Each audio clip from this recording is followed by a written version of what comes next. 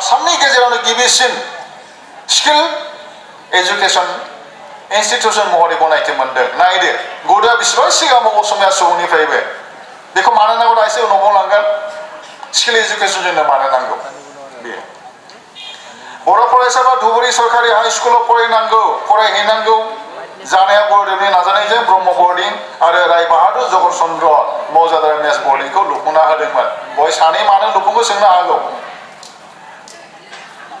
धुबुरीनि गोजौ फरायसालियाव फरायहैनो जोंनोथ' रावबो होखाया जायगा बेखायनो गुरुदेव कालिचरण ब्रह्मआ गामि ओनसोलनि गेदेमा बिथांमोननि अनसुंथाइ सहायजों ब्रह्म बर्डिंखौ लुदों आरो ब्रह्म धोरोमनि दीक्षा लायै जाय दीक्षाखौ लायाखै गुबुन लानायाबो बादा होआखै बिथाङा जाबाय जगत चन्द्र मौजादार बिथाङा मेस बर्डिंखौ लुनानै होदों धुबुरीयाव आरो नैबे ब्रह्म बर्डिं मेस बर्डिंआ मा जालांखो मेसजों डेलिगेटआव सावरायखादों पण्डित चाणक्यआ बुंथिलांदों पण्डित चाणक्य गियानिसिन पण्डितफोरनि गेजेराव गियानिसिन चाणक्य राजगुरु बिथाङा मा बुंदों सासे राजाया गियानि मानसिजों समान जानो हाया सासे राजाया गियानि मानसिजों समान जानो हाया राजानि सन्माना गावनि रायजोनि सिङावल' बेंखननानै थायो नाथायबा सासे गियानि सुबुंहा जेरावबो मान मोनो गोग्गो सोलोंथाइनिफ्राय आरजिनाय गियाना देरसिन धोन गोग्गो सोलोंथाइनिफ्राय आरजिनाय गियाना देरसिन दोहोन गोग्लैसोनाय हारिब्लाबो गुन गोनां सुबुङा जेरावबो सन्मान मोनो गोग्लैसोनाय नासयजानाय मुगैजानाय हारिनि गेजेरनिफ्राय बिसोर मोजां सोलोंथाइ लानानै आवगायलाङोब्ला बे जेरावबो मान मोनगोन जोंनि भारत हादरनिनो संबिधान drafting कमिटिनि chairman doctor Bhimrao Ambedkar बिथाङा बिनि मोनसे गोग्गो नेरसोन इंराजि 1915 मायथाइयाव धुबुरी ब्रह्म बर्डिंआव थानाय बर' फरायसाफोरनि गेजेरजों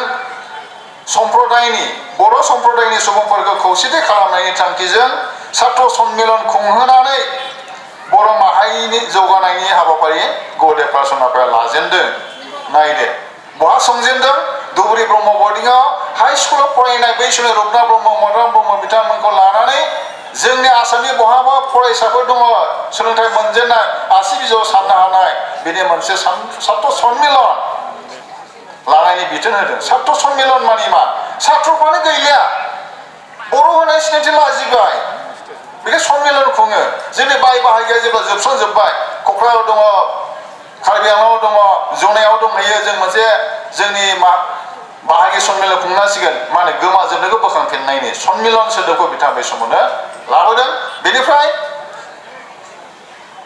इंराजि 1917 मायथाइनि सिगां आसामनि गोबां मावखुलि आरो फरायसालिफोराव बांला रावैसो गाहाय राव महरै आसामाव बाहायदोंमोन गुरुदेव कालिचरण ब्रह्म आरो गोरों गोरा असमियाफोरनि जांख्रिखांनायाव 1917 मायथाइनि उननिफ्राय लासैनो असमिया रावखौ फरायसालियाव बिजों मिडियामाव इन्सट्राक्सन महरै बाहायजेनो सरकारि बेसरकारि मावखुलिफोराव गाहाय राव महरै बाहायनो खाबु मोनो बे रोखोमावनो बे बोसोरावनो टिपकाइनि गोजौ फरायसालियाव असमिया रावखौ बांला रावनि सोलाय बिजों महरै फोरोंजेननायनि जागायजेननाय जायो सोलोंथाइ जौगाहोनाय आरो हादोरनि असमिया रावखौ गेवसारहोनाय गुरुदेवनि बिहोमाया असमिया थुनलाइयाव अराय जारिमिन जाना थागोन असमिया थुनलाइयाव नङाब्ला बांला रावा दिनैसिम सोलिबाय थागौमोन बेखायनो असमिया थुनलाइ रावखौ बाहायजेननायनि बिहोमा गुरुदेव कालिचरण ब्रह्मआ दङ आरो गिबिसिन होनना बुंनांगोन बेखायनो असमिया थुनलाइया सनानि आंखोजों लिरनाय थाबाय इंराजि 1919 मायथाइयाव क'क्राझार गेजेर कलेज प्राइमारि स्कुलाव गिबि खेब बर' छात्र सन्मिलनखौ खुंजेनो बेनि उनाव दुलाराय आसाम बर' छात्र सन्मिलन दानाय जायो क'क्राझार गेजेर कलेज फरायसालि दानि क'क्राझार गभर्नमेन्ट कलेज जाबाय दा बै समाव क'क्राझार गेजेर कलेज फरायसालि 1919 मायथाइयाव दा बे क'क्राझार गभ कलेज जाबाय दिनैनि दिनाव गुरुदेवनि नाजानायजों बै समाव गायसनना दिनै गभर्नमेन्ट कलेजनि प्रेस्टिजखौ मोननो हादों गुरुदेव कालिचरण ब्रह्मनि बोसोनजों इंराजि 1921 मायथाइयाव जादब चन्द्र खाख्लारि आफादगिरि मासि आरो सुजुनारायण ब्रह्मनि गाहाय नेहाथारि बिबान लानानै भावरागुरियाव खुंनाय सेथि बर' महासम्मेलनाव सोलोंथाइनि सायावनो जर होनाय जादों। जेरै गंफ्रोमबो गामियावनो गुदि फरायसालि गायसननानै हौवासा हिनजावसा गथ'फोरखौ फरायसालियाव थिनहरनो राहा लानाय, बर' समाज जौगानाय सांगठनिक दिग आरो सोलोंथाइ गेवसार होनाय बिथांखिजों उदाङै सावरायनो हानाय दानसेयारि लाइसि दिहुननो थांखि आजावनाय, बिमा माहारिखौ सांग्रां खालामनो महिला समिति दानाय, बिमा माहारिया सांग्रां जानो हाब्लासो गथ' गथायाबो गोग्गो सोलोंथाइ लानो हागोन। मानोना सासे बिमाया 100 फोरोंगिरिनि समान जानो हायो। इंराजि 1925 मायथाइनि कामरुप जिल्लानि रङियाव खुंजानाय नैथि बर' महासम्मेलननि मासिगिरिया तेजपुरनि मानाव गेदेर महादेब शर्मा फरायसाफोरखौ फरायसालियाव थिनहरनाय आरो प्राइमारि फरायसालिनि बिबांखौ बांहोनाय थांखिखौ लाफिनदों। 1921निखौनो बाहाल लाखिफिनदों। मानोना बर' महासम्मेलनखौ बोसोरब्रैयाव खुंलांनायनि बिथोनखौ गुरुदेव कालीचरण ब्रह्मआ महासम्मेलन दैदेनगिरि बिथांमोननो बोसोन होना खालामदोंमोन। बेबायदि इंराजि 1929 मायथाइयाव बङाइगावनि रौमारि होननाय मैखोम बर' गामियाव खुंजानाय बर' महासम्मेलननि मासिगिरिया जादब चन्द्र खाख्लारि बर' समाजाव जौ थागौमानि जौगानाय नङा, बेखायनो हारिनि साव स्वरूप जौ बाहायनायखौ होबथानाय, बर' समाजाव गोसो गैयै आइमाव एबा हिनजावखौ बोनानै बोलो बाहायनाय बोनानै जनाय मुगैथाव हाबाखौ होबथानाय। हिनजाव बोनाय खान्थि दंमोन बै समाव जोंनि गेजेराव। मुगैथाव गोसो गैयै सिख्लाखौ मोजां नुब्लानो साब्रै साबा लोगो लानानै हंख्र' लायनानै हाथासुनि खुरनाय, हाथा खुरबाय, अनला ओंख्रि जाहोबाय, हाबाबो जाबाय। बे गथ'आ गोसोआ गैखाथारा। समाजा माब्रै जागोन? बिसि फिसायनि गोरोबनाय नङाब्ला समाजा माब्रै जागोन? बे गाज्रि हुदा, हिनजाव बोनाय हुदा, बे जोंनि समाजाव दंमोन, बेखौ होबथादों। बेनिफ्राय बेफोर मुगैथाव आखलफोरा सोलोंथाइनि आंखालाव सोमजिनाय फिथाइ होनना जों बुंनो हायो।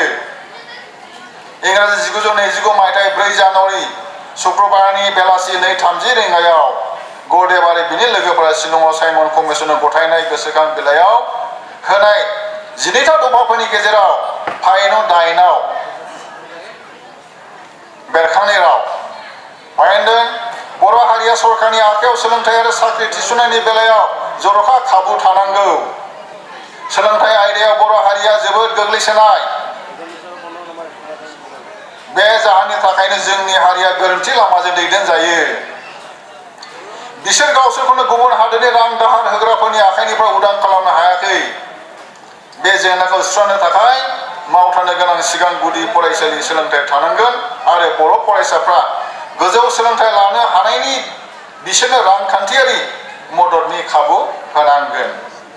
जोंनि हारिनि गोजौ सोलोंथाइ लानायफोरनि थाखाय हादोर आरो सासन खालामग्रा मावफारि बिफानाव मावनो मोननाय खाबु होनांगौ होननानै जों दाबि दैखाङो।